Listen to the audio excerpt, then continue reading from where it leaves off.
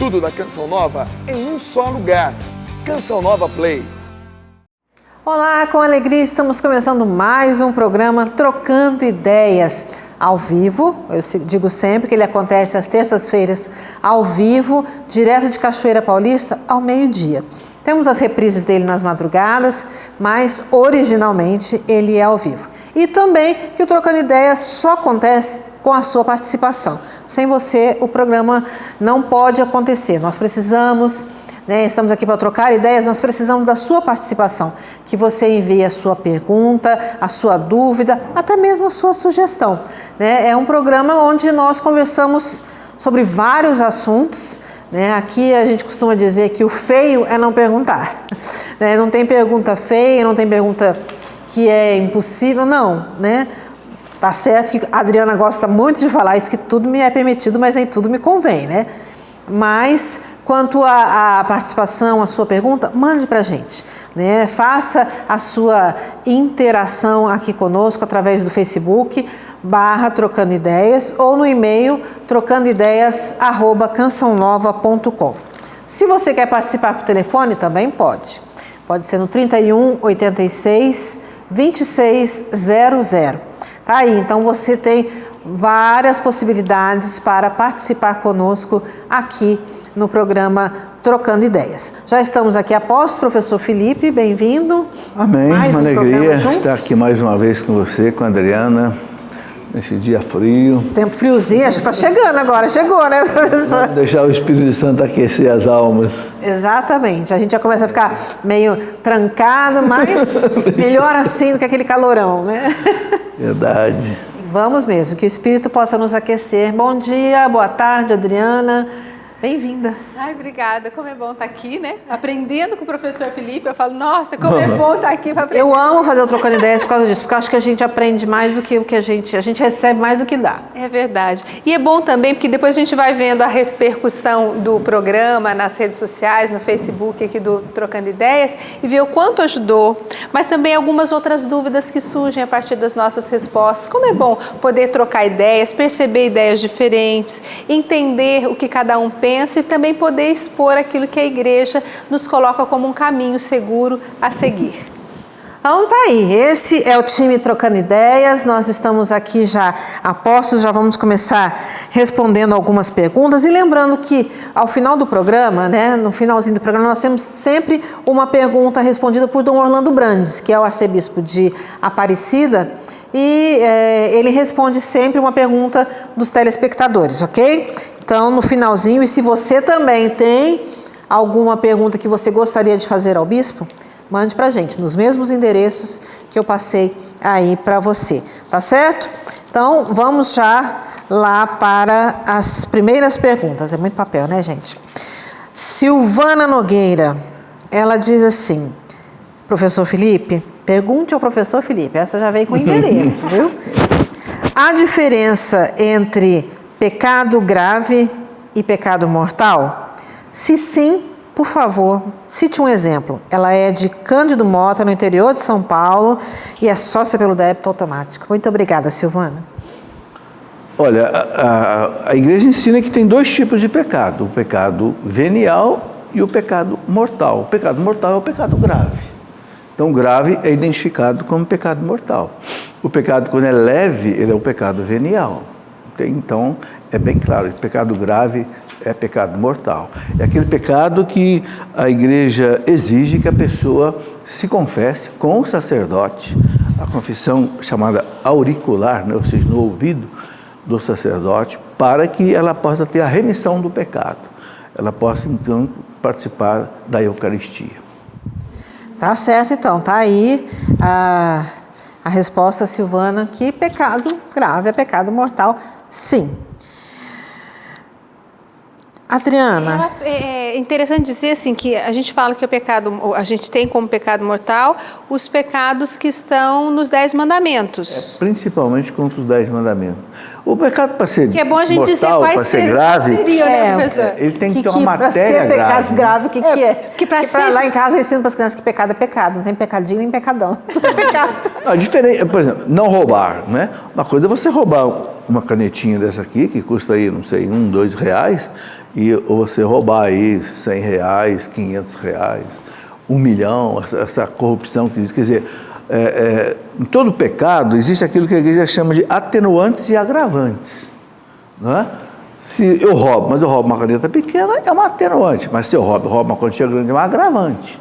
Se eu roubo sozinho, é uma coisa. Se eu roubo em grupo, ou conluio, o pecado se torna mais grave. Então, isso tudo tem que ficar muito claro na confissão, né? Não pode ser que o rapaz chegou no padre e disse: padre, eu roubei uma corda. O padre: tá bom, perdoe, tudo bem. Acabou? Olha, padre, a corda está amarrada num burro. Eu roubei a corda, veio o burro. E aí o burro está amarrado numa carroça, a carroça cheia de milho. Quer dizer, roubou uma corda. Quer dizer, aí quer enganar a Deus, né? Não pode. Então, tem que ficar bem claro para o sacerdote, na confissão, exatamente para ele poder aferir se é um pecado leve ou se é um pecado grave. Então, isso geralmente é o padre que vai poder só discernir isso. Mas não custa a gente vigiar um pouquinho mais e tomar conta também dos nossos, dos pecadinhos, dos pecadões. Então, pecado é pecado, né, André? Eu costumo dizer que pecado é pecado, né? Claro que tem toda essa questão dos agravantes, mas quanto mais a gente ama a Deus, quanto mais a gente quer ter uma vida reta, uma vida cristã, o que acontece conosco? A gente começa a lutar contra os nossos pecados, né? Tem gente que tem pecado de estimação, né? Não, a gente começa a lutar contra esses pecados, sejam eles grandes ou pequenos, graves ou não, a gente quer uma vida longe desses pecados. Então, assim, às vezes se torna um exercício árduo para tirar até mesmo os pequenos pecados da nossa vida. O importante é que a gente realmente se coloque numa posição de luta contra o pecado, de buscar uma vida de santidade, uma autêntica vida cristã, para que a gente possa viver em paz conosco mesmo e principalmente com Deus. E não ter medo do futuro, não ter medo do que há de vir, porque aquele que luta contra o pecado, aquele que busca uma vida santa, esse será justificado por Deus. Então, lute por uma vida santa, seja o pecado grave ou o pecado menos grave, lute contra todos eles. Tá aí, né? O que importa é a gente lutar sempre. Atitude, né? Isso mesmo.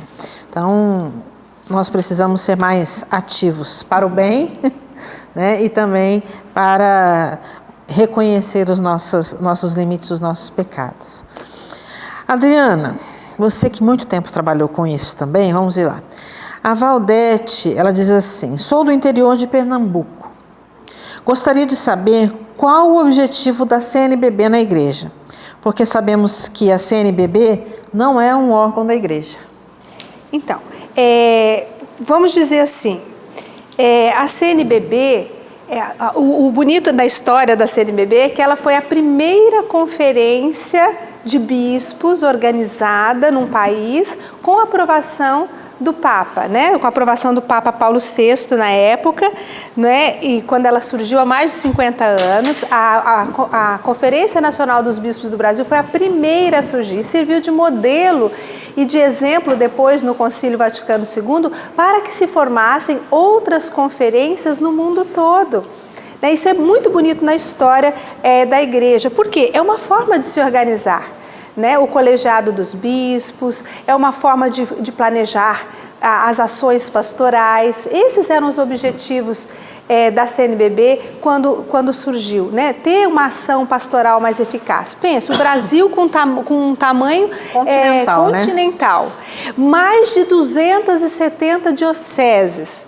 Então, formar uma conferência, isto é, fazer com que os bispos possam se encontrar, fazer ações pastorais conjuntas, pensar em questões conjuntas da ação da igreja, ação evangelizadora e missionária da igreja no Brasil, é muito importante, é uma forma de organização. Ela não é um órgão ligado ao Vaticano, aquela coisa toda, mas ela presta um serviço muito importante nesse contexto. Então, vale a gente ressaltar exatamente isso. E foi aprovado, eu tive aqui, você pode pegar na formação Canção Nova, tem lá falando sobre a CNBB. Então fala que a CNBB brasileira, né, a Conferência dos Bispos do Brasil, foi pioneira ela foi mais tarde pelo Papa Paulo VI, ela foi reconhecida, ela foi aceita, e com o Papa Pio XII ela teve a sua aprovação, né, a Conferência dos Bispos do Brasil em 1952. E aí o trabalho dela é exatamente esse, né, organizar essa ação pastoral da igreja. Então, assim, tem o seu valor. E em outros países esse modelo foi também impulsionado pela própria igreja que aconteça. Vamos nos organizar de forma que a evangelização aconteça de forma mais plena, que a ação pastoral aconteça. Eu achei muito bonito, nos anos que eu cobria a Assembleia dos Bispos do Brasil, quando ainda era lá em Itaici, eu fui muitos anos, eu acho que uns 8 a 10 anos eu fazia a cobertura. O bonito era, a igreja da Amazônia trazia suas necessidades, a igreja do Norte trazia suas necessidades, a igreja do Sul, Sudeste, ela contribuía com missionários para essa ação missionária no Nordeste. Quantas contribuições, quantas colaborações, quantos encontros de realidades foram feitas nessa época. Eu lembro de várias ações pastorais e missionárias que aconteceram a partir dessas realidades, porque senão corre o risco de ficar realidades isoladas, né? O Norte com as suas lutas, o Sul com as suas lutas, o Nordeste, o Centro-Oeste com as suas lutas. E quando vem para a conferência, né, os bispos traziam suas realidades. E outros documentos eram estudados, várias questões que o Vaticano propunha para a igreja eram estudados e verificadas formas de se fazer aquilo acontecer pastoralmente nas mais diversas realidades do Brasil. Porque a Conferência dos Bispos do Brasil é imensa, porque tem mais de 270 dioceses, gente. Então, quer dizer, reunir-se é um ganho, né, professor?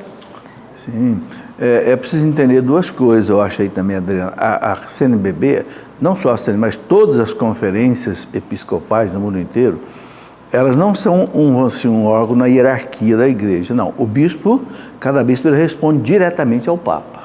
Não é? Ao Papa através a igreja particular, né? Através do núncio apostólico. Então, a conferência de bispos, ela não pode dar ordem para um bispo, por exemplo, mudar o bispo de lugar ou mesmo até corrigir um bispo. Não pode. Isso aí quem faz é o Papa. Agora, veja bem, o Vaticano, a Santa Sé, delega para as conferências dos bispos normalizar muitas coisas. Por exemplo, no Código de Direito Canônico, por exemplo, né, para a pessoa se casar, né? Tá lá, no mínimo, mulher no mínimo 14 anos, rapaz no mínimo 16. Mas no Brasil, a Conferência dos Bispos pôde alterar esse valor, esses dados, com autorização do Vaticano. Então, aí uma série de documentos da CNBB. Então, é um órgão consultivo, muito importante, né? Agora, outra coisa que é preciso entender, sabe? A Conferência de Bispos do Brasil é uma das maiores do mundo. Se não me engano, só dos Estados Unidos e da Itália que chega nesse número aí de 300 e tantos bispos. Você pega o Chile, tem 30 bispos, 30, 34. Você pega Portugal, tem 20 e poucos, né? Quer dizer, 20 bispos você reúne numa sala, agora 300. Então, o que dificulta para a CNBB? Isso é compreensível, é muito difícil a CNBB tomar decisões assim, de colegiado, num colegiado tão grande desse. Cada cabeça é uma sentença. Isso é normal e isso é bom. Né? Haver essas, como você falou, um Brasil que tem norte, nordeste, sul, sudeste, quer dizer, é um continente. Então, isso tudo repercute também no trabalho e na ação da CNBB. Tá aí. Então, ela não é um órgão de governo realmente, mas é de comunhão aí, né? Da gente poder trabalhar melhor e com cada realidade estar mais integrado. Tá certo? O professor Felipe hoje disse que eu estou muito brilhosa, que eu estou assim cheia de brilho, que eu estou lembrando a Maria Zila. Maria Zila é a esposa dele, que já está bem melhor do que nós há um bom tempo, né? Que ela está com Deus. Mas a Zila era mesmo assim, né? Bem exagerada, que nem eu. Mas lembrando da Zila, professor, eu vou fazer essa pergunta para o senhor, porque eu lembro que a Zila é muito devota de Nossa Senhora de Guadalupe.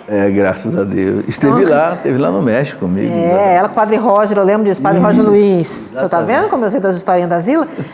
E aí a Rosiane, ela pergunta o seguinte: estava lendo sobre Nossa Senhora de Guadalupe e me deparei com a afirmação: ela é a protetora das crianças vítimas de aborto.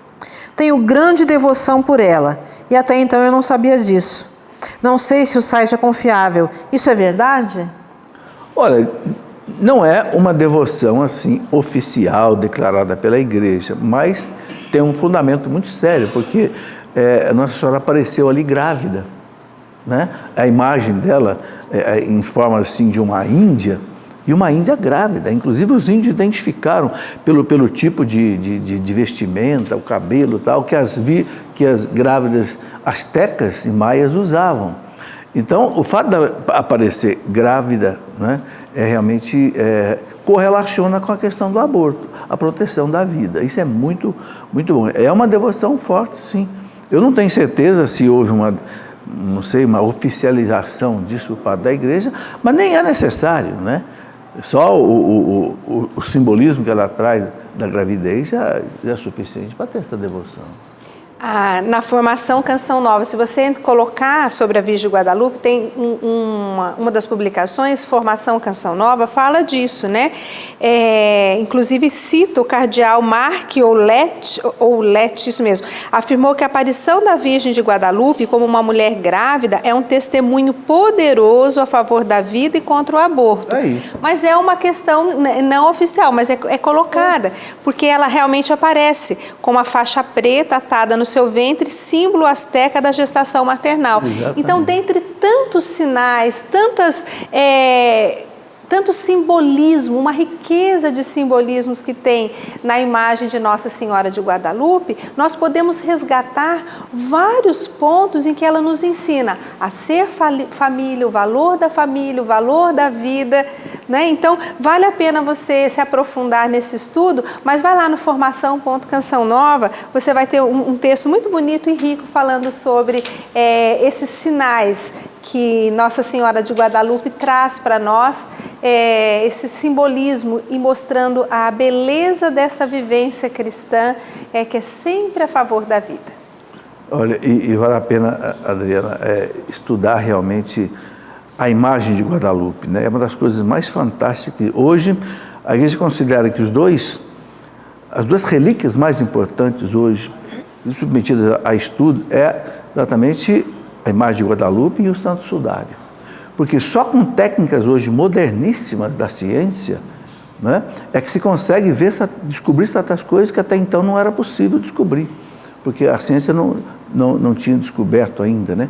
Por exemplo, só para dar um exemplo, né, agora foi descoberto que a pintura a figura não toca o pano, né? Existe um intervalo ali milimétrico, mas, ou seja, não é uma pintura num pano que molha o pano, não. O pano ali, ele entrou meio assim como se fosse um adesivo. Então, a imagem toda é milagrosa. E os cientistas não sabem que produto químico é aquele que gerou as cores. Caiu ácido uma vez, que eles estavam tentando fazer o teste, caiu ácido uma vez e não afetou a pintura. Não afetou. Exatamente, porque não é produto químico. E depois que descobriram essas técnicas de ampliação e de revelação, perceberam que no olho de Nossa Senhora não tem só uma imagem, mas são várias imagens. Aparece a cena toda do índio recebendo. Quer dizer, é uma coisa extraordinária, que vale a pena... Parece a cena de uma família. É sobrenatural aquilo dali, né? E detalhe, que aquele pano feito de fibras de cacto não dura mais do que 20 anos. E ele já está lá há mais de 400 anos. Exatamente. 500 anos, né? Quase 500 anos. É de 1534, né? Está quase chegando. Aí os 500 anos. Então tá aí, né? Vamos conhecer mais a Virgem de Guadalupe e também todo o histórico dela, né? Vamos estudar um pouco mais a respeito disso. Olha, no canal da formação.cançãonova.com tem muita coisa boa. Né, Adriana? Tem. Tá cheia das colinhas hoje, Adriana, gente. Ainda é uma cola boa, né? Inclusive é importante dizer que há uma peregrinação aqui da Canção Nova com a obra de Maria, que vai a Guadalupe, né? Eu tive a oportunidade de ir 3 vezes nessa peregrinação. É realmente uma peregrinação que vale a pena ver de perto, né? Essa imagem milagrosa, essa imagem que realmente veio do céu para a terra, né? É a única imagem, além do Santo Sudário, que realmente não tem explicação científica, né? É fé. São coisas da fé. Adriana, aqui ela não se identificou, mas ela diz assim: como católica, eu posso ter como testemunha do matrimônio um casal evangélico? É que no caso a pessoa é minha irmã. Olha, eu não vejo problema algum. A pessoa sendo evangélica, sendo protestante, ela é uma pessoa cristã. Certamente ela comunga com os valores cristãos a favor da vida e tudo mais. Ela sendo a sua irmã tem um valor muito grande e também é comunhão da nossa igreja, né? É tão importante, nós vivemos agora a Semana da Unidade dos Cristãos, nós precisamos nos unir. Na minha família eu tenho muitos irmãos evangélicos, né? Muitos parentes evangélicos e eu fico muito feliz quando eles vivem autenticamente e de forma fiel a fé deles, né? É preciso acolher, é preciso receber e é preciso ser testemunho também da nossa fé para eles. Como é importante, né? Eu lembro a minha falecida avó paterna, ela era de uma igreja evangélica e ela dizia, minha filha, vem orar por mim. E eu fui orar pela minha avó. Né? E como foi bom, porque ela reconhecia em mim, como uma missionária católica da Canção Nova, alguém que orava, alguém que falava com Deus também através da oração. Então nós somos irmãos na fé. Então eu não vejo, na minha opinião, eu não vejo impedimento nisso, porque nós comungamos da mesma fé, isto é, a mesma fé em Cristo. E precisamos nos aproximar, e ela ainda é sua irmã. Olha o valor bonito disso. Né? Eu acho que vale a pena esse testemunho, a sua irmã participar do seu casamento, perceber a riqueza também sacramental do matrimônio na Igreja Católica. Muito bonito isso, aproximação. Eu, pelo menos, a minha opinião pessoal seria essa. Professor, me ajude. A igreja proíbe? Não, né, professor? Exatamente o quê? Alguém que não seja católico ser testemunha num sacramento do matrimônio? Não, não proíbe, porque não é padrinho, né? Padrinho só tem na crisma e no batismo. Aí o padrinho, eles recomendam, tem uma série de exigências do Código de Direito Canônico para que a pessoa seja padrinho de crisma ou de batismo. Mas de casamento, no matrimônio não tem exigência no Código de Direito Canônico, porque não é padrinho, é só testemunha. Testemunha pode ser qualquer pessoa da família. Ok, até que não seja, né? Tem tantas pessoas aí que... Eu lembro que no meu casamento, várias pessoas que foram acompanhar meu casamento, estavam lá, quantas pessoas foram tocadas por aquela cerimônia, pela forma como tudo aconteceu, a condução, os momentos de oração, a liturgia do casamento. Olha, eu posso dizer assim que recebi testemunhos depois da celebração, faz 20 anos que isso aconteceu, eu recebi vários testemunhos de pessoas que retomaram vários pontos da sua vida como casal a partir daquela celebração. Então, às vezes, muitas vezes, convidar essas pessoas que às vezes estão afastadas de Deus ou estão em outra fé para participar daquela celebração, daquela riqueza daquele sacramento, pode trazer um bem enorme para aqueles que estão ali. Tenho certeza disso. Professor, o Carlos Antônio, ele pergunta assim, por que milhares, eu não sei se são milhares, mas por que vários católicos estão trocando a missa de sábado à noite pela missa dominical? Trocando a missa do sábado à noite pela missa... Veja, o valor é o mesmo. O Código de Direito Canônico diz clarissimamente.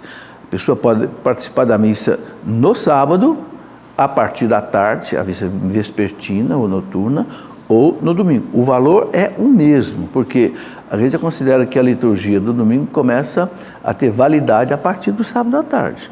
Agora, evidentemente, o domingo é um dia melhor, porque é o dia consagrado a Deus assim, de maneira mais intensa, é o dia que celebra a ressurreição. Mas a pessoa indo na missa ao sábado, ela cumpre o preceito da missa do domingo. Não há restrição para isso. A liturgia é não é só, por exemplo, a pessoa, não é só para quem trabalha no domingo. Não, o Código de Direito Canônico deixa aberto para qualquer pessoa. Não é proibido. Não é proibido. Não é interessante mesmo. Essa questão da igreja, a partir das 5 da tarde, já se celebra a missa do domingo no sábado, até para facilitar aqueles que têm o compromisso do trabalho no domingo e ficam impedidos de participar da missa no domingo. Então é uma forma dessa pessoa alcançar essa celebração, essa liturgia tão rica que é a liturgia dominical. Existem pessoas que, graças ao seu processo de maturidade cristã, percebem a necessidade de participar da missa diariamente. ou mais vezes possível na semana. Então, frequento a missa do sábado, a missa do domingo, a missa durante a semana, né? Eu vejo isso um valor imenso. Se você pode ir no sábado e no domingo, vá. Você pode ir no sábado, no domingo, na segunda, na terça, vá. Quantos dias mais você conseguir alimentar-se desse alimento do céu, que é a Eucaristia, o pão da palavra e o pão da Eucaristia. Mas assim, não podendo, a igreja tem essas concessões, essa forma de não deixar que você participe dessa liturgia riquíssima, belíssima, que é do domingo, que deve nortear a semana toda da nossa vida, né? Mas se você pode participar em outras ocasiões, participe também, não só troque, participe mais. Tem mais um tempinho, né? Eu digo assim, nas férias, não tire férias de Deus, né? Vá mais à missa, procure dar mais tempo para Deus. Você já deixou de trabalhar aquele período, ofereça algumas horas do seu dia para Deus. Então não tire férias de Deus. É final de semana, lembre-se de estar mais com Deus, fazer os seus momentos de oração. Você vai ver o quanto bem vai fazer para a sua vida. Com certeza. Agora, é importante dizer mais uma coisa aqui.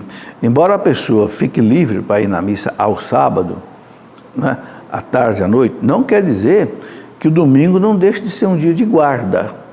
Domingo é dia santo de guarda, ou seja, mesmo que você vá na missa no sábado, não quer dizer que o domingo vai ser um dia de semana comum.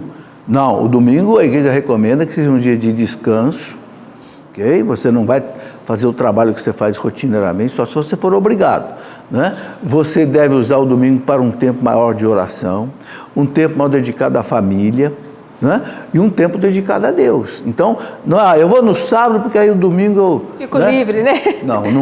Não é descaracterizar o domingo como um dia de guarda, né? A igreja coloca isso com muita clareza. Sim. Então, vamos estar atentos aí, né, às nossas opções. Adriana aqui diz assim, gostaria que me ajudasse. Sou um jovem católico, faço parte do grupo de crisma na minha paróquia, mas quando saio da igreja, vivo uma vida diferente. Falo palavrões, xingo as pessoas. Sou uma pessoa muito estressada com tudo. Quando estou na igreja, fico em paz, mas quando saio, mudo totalmente. Gostaria que me ajudasse a mudar isso.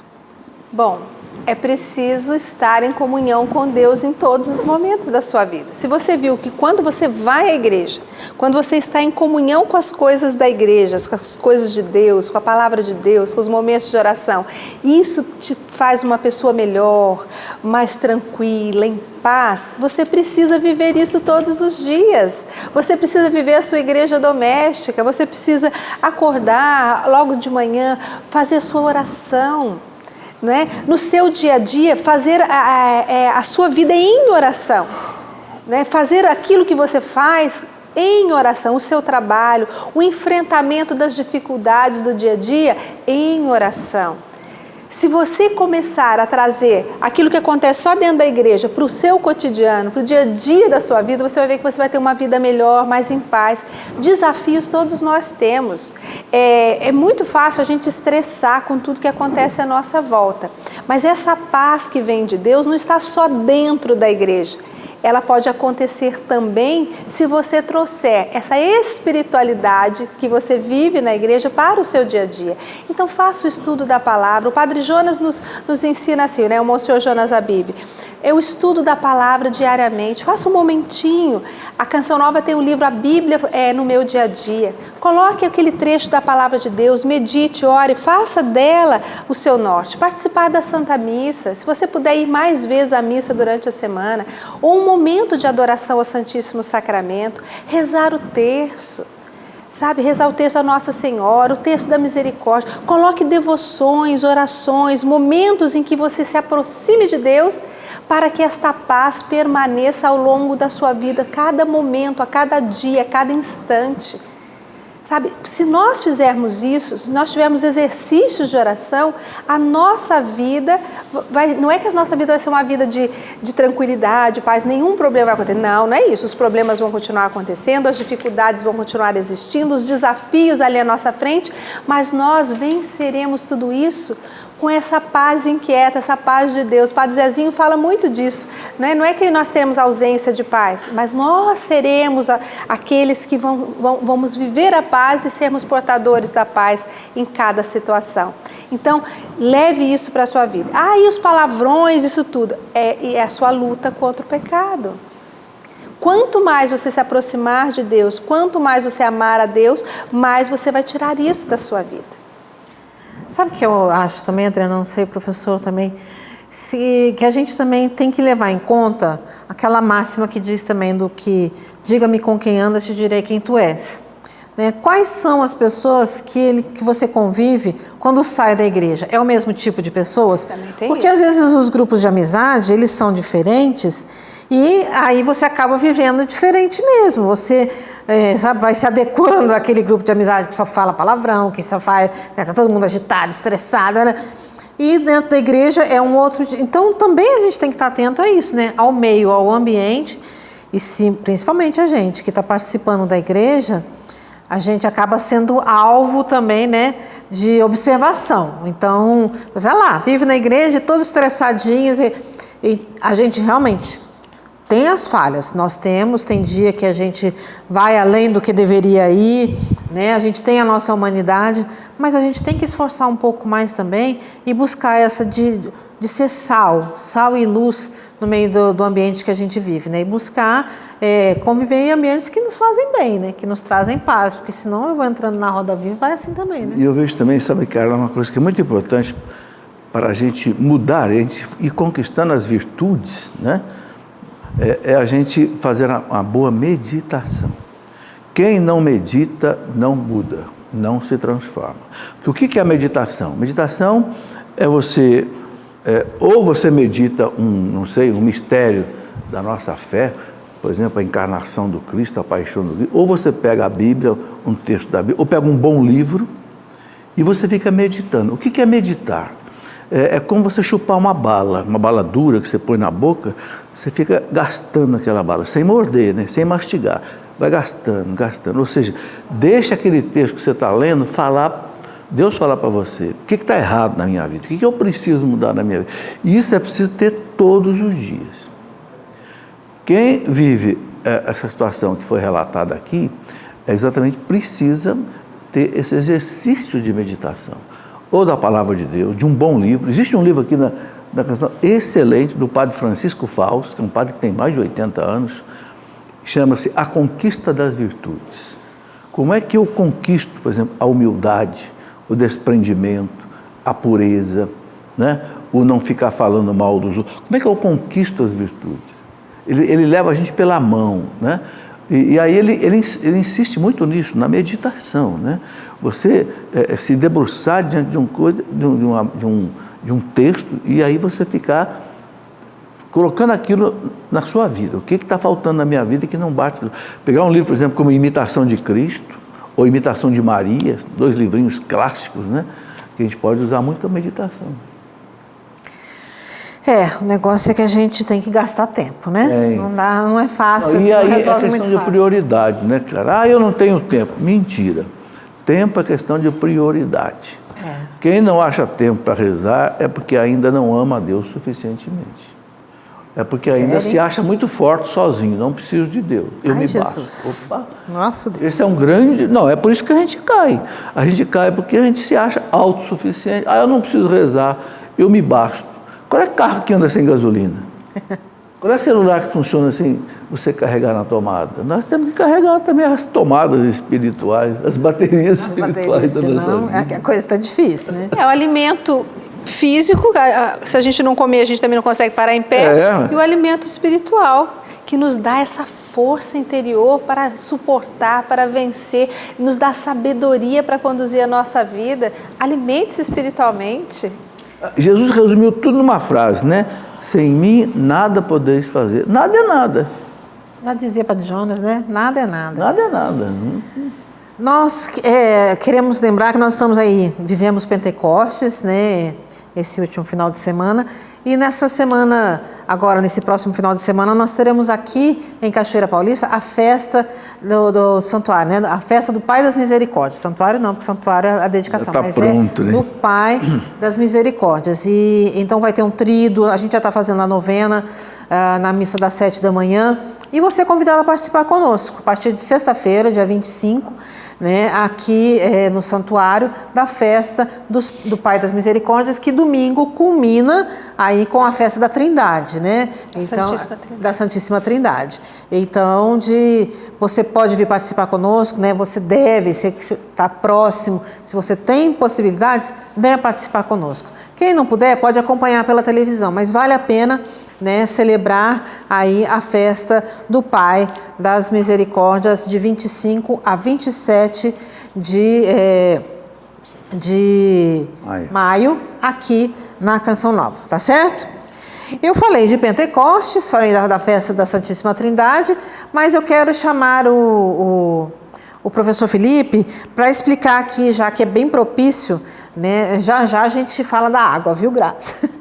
Para explicar um pouco mais, porque sempre tem gente nova chegando, né? Graças a Deus aqui na programação da Canção Nova, e pode ser que não seja o seu caso, tá, Edson? Mas são novos às vezes na fé e no entendimento, né, nos esclarecimentos que a gente dá sempre aqui nos programas. Então, o Edson, ele é de Vila Velha, no Espírito Santo, e ele diz assim: gostaria que o professor Felipe comentasse sobre orar em línguas, porque estou com dificuldade em acreditar nestas orações em línguas que estão fazendo nas missas e programação da TV Canção Nova.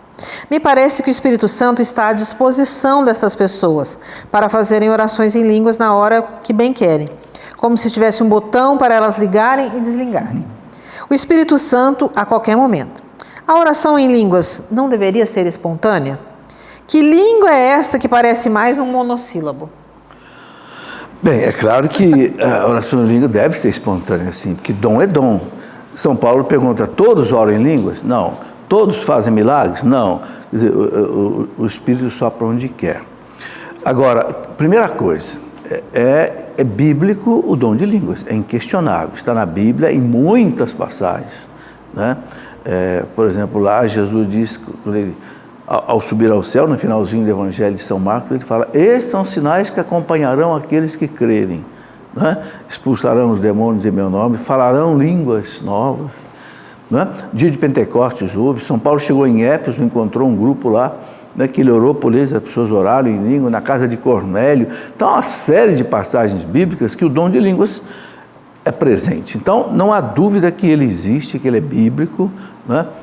A própria CNBB, no documento 53, sobre a renovação carismática, colocou exatamente isso. O que a CNBB pede no documento 53 é que não se force o dom das línguas, não se estimule assim, porque pode acontecer alguma coisa que realmente não seja espontânea, né? Mas deve ser espontâneo sim, muitas pessoas têm esse dom, e as pessoas que têm o dom de língua oram em línguas, né, a hora que querem, evidentemente dentro de um clima de oração, de louvor, de meditação. Então é isso aí. Eu recomendo, há muitos livros bons que explicam sobre isso. Eu mesmo escrevi um livro, Descerá sobre vós, o Espírito Santo, tem um capítulo inteiro sobre dom de línguas, em que assim, confirmado por muitos padres da igreja aí, que colocam a questão com muita clareza, né? Eu também não gosto, sabe, que se force o dom de línguas. Eu também não gosto porque dom é dom, é recebido de Deus. Agora, não há dúvida que é um dom que está muito claro na Bíblia. E eu acho bonito, assim, essa busca de compreender o dom de línguas. Então, eu digo para você, visita lá, formação.cancionova.com, tem também alguns artigos falando sobre o dom de línguas, dando as citações bíblicas que falam sobre o dom de línguas, fala um pouquinho dessa parte teológica sobre o dom de línguas. Então, vale a pena você entrar, formação.cancionova.com, lá tem vários artigos sobre isso. Você põe no Google lá, dom de línguas, você vai ver o formação.cancionova.com. Né, ali você terá esse subsídio. Eu costumo dizer para os meus catequizandos, o pessoal, né, os mais jovens, que a oração em línguas, ela, vamos dizer assim, hoje na linguagem atual, né? Seria uma forma onde você, com a presença do Espírito Santo, você fala diretamente com Deus. Deus ora em você e você vai revelando aquilo que está lá no profundo da sua alma. E é uma oração, eu brinco assim com eles, eu uso essa comparação, né? É uma oração codificada, só entre você e Deus. É deixar-se visitar por Deus.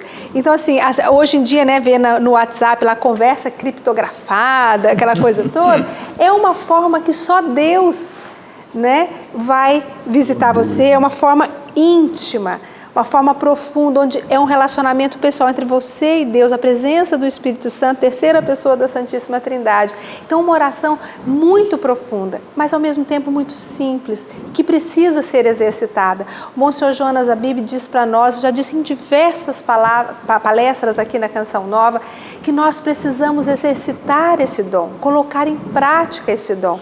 Então, assim, ele diz, vamos começar o dia já orando em línguas, buscando essa visita de Deus. Comece, então, orando com as suas palavras e deixa Deus vir visitando você a cada dia, vai ali começando, exercitando esse dom, né? Se você o recebeu, vá colocando em prática, né? Às vezes a gente quer entender, existem coisas da fé que é mais do que entender, né? É se permitir viver e experimentar esta graça.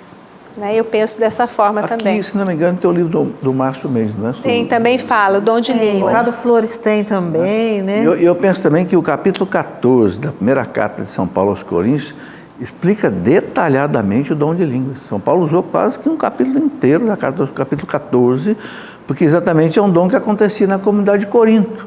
E eles também ficaram em dúvida. Então, São Paulo explica direitinho, né? Ali 1 Coríntios 14, né? Sobre isso. São os mistérios da fé, gente. Então, a gente tem que, muitas vezes, viver pela fé mesmo, né? Mas não custa você buscar um pouco mais e se aprofundar, né? E conhecer, porque realmente a literatura tem uma porção e no site, né? E tantos outros por aí. Adriana, tá. Tenho 10 meses de casada. E tenho muitas dúvidas de como viver um casamento correto diante da igreja. Quem pode ajudar um casal também a conhecer o método Billings? Olha, hoje a internet ajuda bastante, viu? Eu estou aqui com o site do Sempaflam. Sempaflam é a Confederação Nacional de Planejamento Natural da Família. Então, aqui no site deles, no sempaflam.com.br, Sempaflam é com N, tá? Porque é confederação, então é C-E-N, Plafam, com M no final. Então, nesse Sempaflam, você tem aqui o que é o Sempaflam e logo depois aqui, ó, quero ser uma usuária do método, quero encontrar um instrutor do método. Então, você vai entrando nesses links e vai te ajudar a encontrar, na região onde você mora, um instrutor do método Billings. Você pode ter o Sempaflam perto de você. Ele está praticamente em todo o Brasil. Então, você vai ter esse apoio, né, do Centro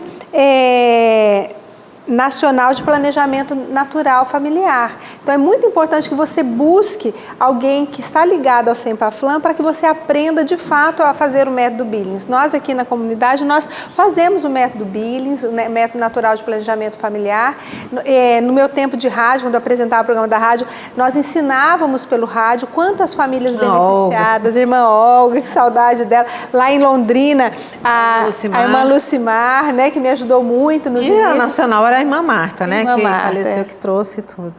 Então, e a Canção Nova é uma incentivadora, né? Também do método Billings e de tantas outras formas assim, da educação sexual para crianças, jovens e adultos. É muito importante. Busque mesmo o Sempaflam. Você vai conseguir ali encontrar um instrutor mais próximo de você, o material necessário para você bem planejar a sua família. Aproveitando, quero lembrar que quem não sabe o que é o método Billings, né, assim como a oração em línguas, quem está chegando agora, o método Billings é o método de ovulação natural. né? Então, ele consiste em planejarmos, né, o casal planejar as suas gravidezes, vamos dizer assim, né? E poder fazer o seu planejamento familiar correto aí, sem o uso de nada artificial, né? Anticoncepcionais. Então, isso que é o método que a igreja indica também como planejamento familiar, tá? Então tá aí o endereço como a Adriana passou. Professor, aqui o Jailson diz assim: nas bodas de Caná, Jesus estava presente. Sim. Entretanto, houve a necessidade de interceder junto a Maria, mãe de Jesus. Já que ele estava lá, por que não fizeram o pedido diretamente a ele? Eu acho que ninguém fez pedido ali para ninguém, né? E nem como necessidade também, né? A sensibilidade da Virgem Maria, vendo aquele casalzinho ali, vendo que o vinho acabou, porque uma coisa que é importante dizer, por que Jesus transformou 600 litros de água em vinho? Foram 6 talhas de 100 litros. Enormes, né? Parece um exagero, né? Um negócio. Mas por quê? Porque pesado. o casamento judeu, ele demorava às vezes 7 dias. Por que 7 dias? Porque o judeu tinha cultural, o casamento, né? Como assim uma celebração muitíssimo importante. Um casalzinho judeu que se unia simbolizava para ele a união de Javé com Israel.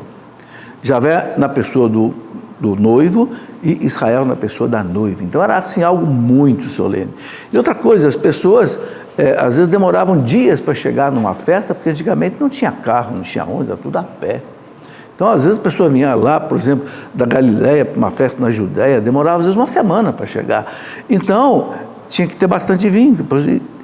E aí ninguém pediu para fazer milagre. Nossa Senhora que percebeu aquele casal na dificuldade. Acabar o vinho para o judeu era acabar a alegria da festa. O vinho para o judeu não tem a mesma conotação que tem para nós. O vinho para eles era o símbolo da... Tanto é que Jesus usou o vinho para a Eucaristia. Aliança, Como o pão. Era um símbolo muito grande. A beleza disso tudo, né, é exatamente a intercessão de Nossa Senhora. Jesus dizia: mulher, não chegou ainda a minha hora. E por que ele chama de mulher? Né? Para mostrar para nós quem é a mulher do Gênesis e a mulher do Apocalipse. Né? Ela. Não chegou ainda a minha hora. Mas a convicção dela era tão grande que ela disse lá para os serventes, né, façam o que ele mandar. Eu não sei o que ele vai fazer, mas eu tenho certeza que ele vai fazer alguma coisa. Quer dizer, sabe, isso trazendo para a nossa vida, né? Quando a gente pede alguma coisa a Jesus através de Nossa Senhora, eu não sei o que ele vai fazer, mas ele vai fazer alguma coisa, como fez nas bodas de Caná, e transformou ali 600 litros de água em vinho.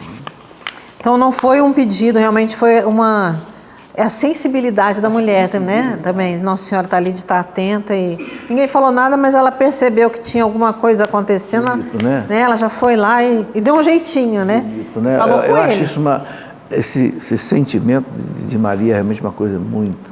Não, e é interessante que ela modificou os planos de Jesus, né? Porque não era a hora de começar milagre. Ele começou. Aí, quem não acredita na intercessão de Maria, não sabe o que você está perdendo. Porque, olha, ela antecipou a hora da graça. Será que para nós também ela não vai fazer a mesma coisa? Claro que vai. Está aí um pouco também do evangelho de hoje, né? Que fala de não recebeis porque não sabeis pedir ou pedis mal. Então, a gente, além de não conseguir pedir a Deus, né, a Jesus diretamente, porque os servos nem iam pedir, né, a gente também não recorre a Nossa Senhora e, né, para ela dar uma furadinha na fila. Os antigos diziam, né? Pede a mãe que o filho atende. Exatamente.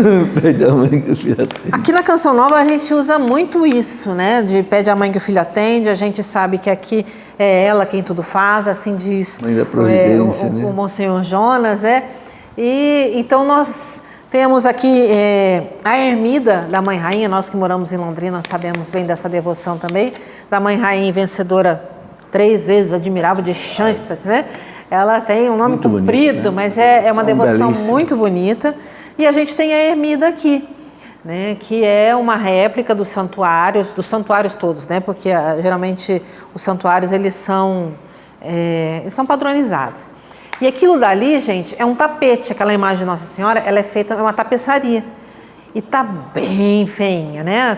Quem acompanha os textos conosco aqui diariamente percebe que aquilo tá bem feinho, mas é muito caro. Então, por isso também a restauração da ermida entrou no boleto calendário. Sabe aquele boleto calendário que nós já falamos do Espaço Jesus Misericordioso, o Espaço Kids? Cada mês uma contribuição é para alguma coisa. A gente vê aqui na Canção Novas Obras do Caminho da Misericórdia, que já está acontecendo por aí. E agora, no mês de maio, o boleto calendário é para a restauração da ermida da Mãe Rainha. Então, se você ainda não colaborou, dá tempo ainda. Veja aqui no seu boleto calendário, né? Retire, veja e faça a sua contribuição para que nós possamos, o mais rápido possível, restaurar aqui a ermida da Mãe Rainha. Tá certo?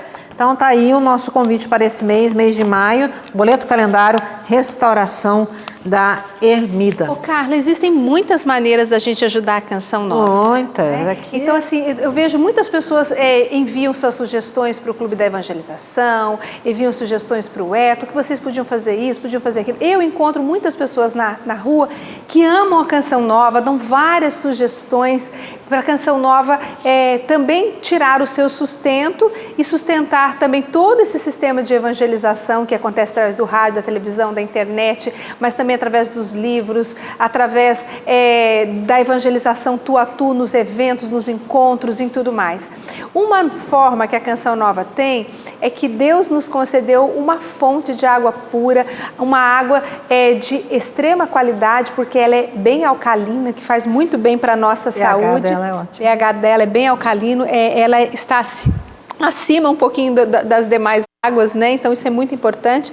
E você aqui da região sudeste pode ser um revendedor da água Canção Nova. Tá aqui, olha, tem 3 tamanhos, tem a grande de 1,5 litro, 1,5 litro, é de 510 ml e a pequenininha. Então é só você fazer o contato com água... Tem com gás também, né? Tem com gás também.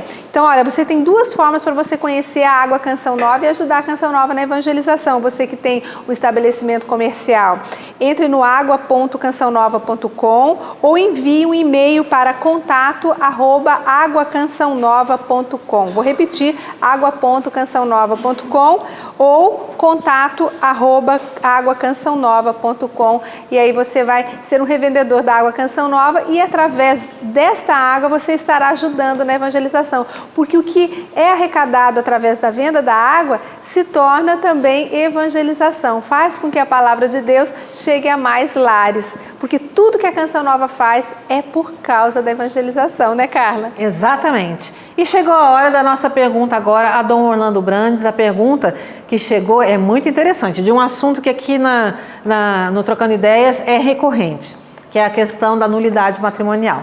Então, a pessoa pergunta se, durante o processo de nulidade, o casal pode voltar atrás e querer reatar, né? Querer viver juntos novamente. Vamos ver o que Dom Orlando nos responde. Aqui temos 2 situações. Sim, o processo pode ser cancelado, marido e mulher voltarem a viver juntos. Isso é uma grande graça, reconhecer que podemos voltar ao nosso matrimônio, que a igreja reconhece como matrimônio válido. Agora, se você já abriu um processo e a outra parte já foi avisada ou até já sabe de que esse processo existe, se a outra pessoa então quiser continuar o processo, ela pode continuar, mesmo que você queira então anular o processo. O processo corre avante mesmo contra a sua vontade. Então, clareando bem, se ainda o processo não chegou a essa altura de que a outra pessoa, que faz parte então do problema do matrimônio, ela ainda não foi entrevistada, ela ainda não participou do processo, é bom mesmo voltar, porque porque vocês estão reconhecendo que o primeiro matrimônio foi válido, perdoaram-se mutuamente e querem viver de um modo novo, profundo e alegre a graça do sacramento do matrimônio. Que bom, né? Melhor assim mesmo. Tomara que, né, que todos fossem assim, que a gente visse que, né, que foi um deslize, né? Que tem jeito sim, que o casamento foi válido. Então, tá aí. Obrigado, Dom Orlando. E se você tem uma pergunta para o bispo, mande para nós. Professora, aqui a última pergunta do programa de hoje, ela acabou de chegar, né? Ela, como ela diz respeito a algo que a gente já falou de uma outra situação aqui no programa, a gente vai trazê-la agora. A Gisélia diz assim: bom dia, eu gostaria de saber se é permitido minha cunhada e meu cunhado serem padrinhos, de batismo da minha filha. Mas eles são evangélicos, mas a gente tem uma afinidade e se dá muito bem.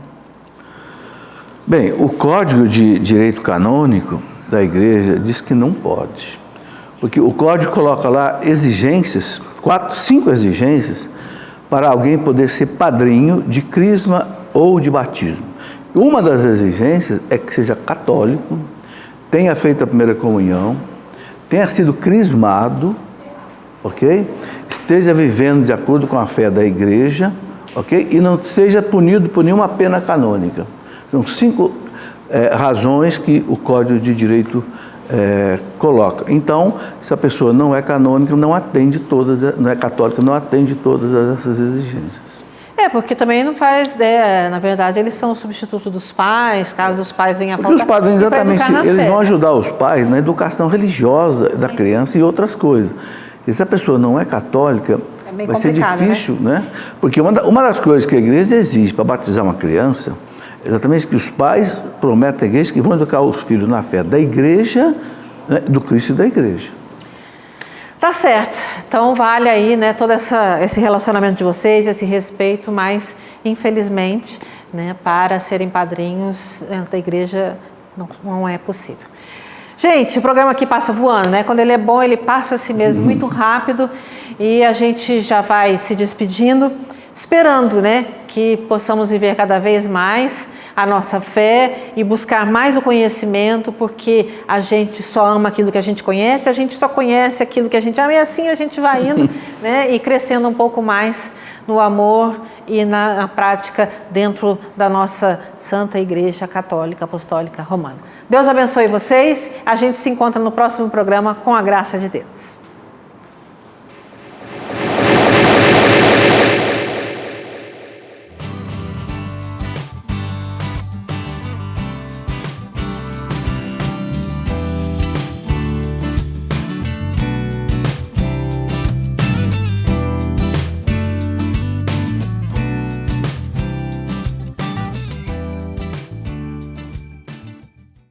Tudo da Canção Nova em um só lugar. Canção Nova Play.